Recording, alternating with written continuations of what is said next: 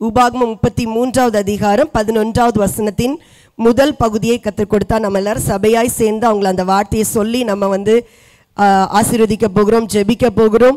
கர்த்தாவே அவன் சம்பத்தை ஆசீர்வதித்து அவன் கைக்கிரியையின் மேல் பிரியமாயிரும். இந்த வார்த்தையை ஆண்டவர் கொடுத்தார். இந்த வசனத்தின்படி கர்த்தர் உங்கள் சம்பத்தை எல்லாம் ஆசீர்வதித்து உங்கள் கைக்கிரியைகள் மேல ஆண்டவர் பிரியமாயிருப்பாராக.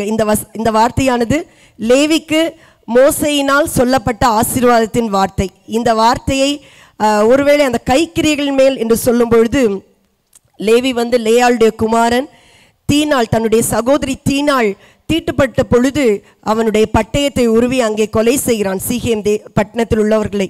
அப்பொழுது அவனுடைய தகப்பனாருடைய வேதனை உண்டாகிறது. ஆதியாகமம் கடைசி அதிகாரங்களில் வாசிக்கும் பொழுது யாக்கோபு சபிக்கிறார், உன்னுடைய பட்டயம் கொடுமையான பட்டயம், சிமியோன் லேவி அவருடைய மூர்க்கம் சபிக்கப்பட கடவுது என்று சொல்லுகிறார். ஆனால் தெய்வ மனுஷனாகிய மோசே மூலமாக இதே லேவி ஆசீர்வாதத்தை பெற்றுக்கொள்ளுகிற அந்த வார்த்தை தான், கர்த்தாவே அவன் சம்பத்தை ஆசீர்வதித்து அவன் கைக்கிரிகளின் மேல பிரியமாயிரும். எப்படி அவனுடைய கைக்கிரியைகள், அந்த பட்டயத்தை தூக்கிய கை எப்படி ஆசீர்வதிக்கப்பட்டது என்றால், அன்றைக்கு மோசே கேட்கிறார், கர்த்தருடைய பட்சத்தில் யார் நிற்கிறார் என்று சொல்லும் பொழுது லேவி கோத்திரம் முன்னின்று நிற்கிறார்கள். அதன் மூலமாக அவர்கள் தேவனுக்காக பிரித்தெடுக்கப்பட்டு அவர்கள் பரிசுத்தப்படுத்தப்பட்டு தேவனுக்காக பயன்படும் ஆசாரியர்களாக பயன்படுத்தப்பட்டார்கள். அதன் மூலமாக அவர்கள் மீது வந்த சாபமானது அது மாற்றப்பட்டு மோசையினால் ஆசீர்வாதத்தை பெற்றுக்கொண்டார். அதுபோல இந்த நாட்களிலும் கர்த்தர் உங்கள் ஒவ்வொருவரையும் உங்கள் சம்பத்தை ஆசீர்வதித்து உங்கள் கைக்கிரியின் மேலே ஆண்டவர் பிரியமாயிருப்பாராக. சபையார் எல்லாரும் நம்முடைய கைகளை உயர்த்தி நம்முடைய தகப்பன்மாருக்காக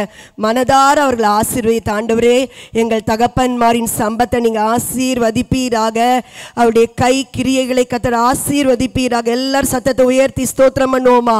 ஸ்தோத்திரமையா, ஸ்தோத்திரம் ஸ்தோத்திரம் ஸ்தோத்திரம். ஆண்டவரே சபையில் எழும்பி நிற்கிற ஒவ்வொரு தகப்பன்மாருக்காய் ஸ்தோத்திரமையா. எங்கள் சபையை சார்ந்த ஒவ்வொரு தகப்பன்மாருக்காக, எல்லா தேவ பிள்ளைகளுக்காக நாங்கள் நன்றி செலுத்துகிறோம் ஐயா. அப்பா, உம்முடைய பிள்ளைகளுடைய சம்பத்து ஆசீர்வதிக்கப்படுவதாக, அவருடைய குடும்பங்கள் ஆசீர்வதிக்கப்படுவார்களாக, அவருடைய கை கிரியைகள் மீது கர்த்தர் நீர் பிரியமா இருப்பீராக. அன்றைக்கு ஆண்டவரை லேவியின் கையில் உள்ள கொடுமைகளை மாற்றி அந்த கொடுமையின் பட்டயத்தையும் மூர்க்கம் கோபத்தின் பட்டயங்களையும் மாற்றி போட்டு சாபங்களை ஆசீர்வாதமாய் மாற்றின தகப்பன், இன்றைக்கு உம்முடைய பிள்ளைகளை கர்த்தர் நீர் ஆசீர்வதிப்பதற்காய் ஸ்தோத்திரம் ஐயா.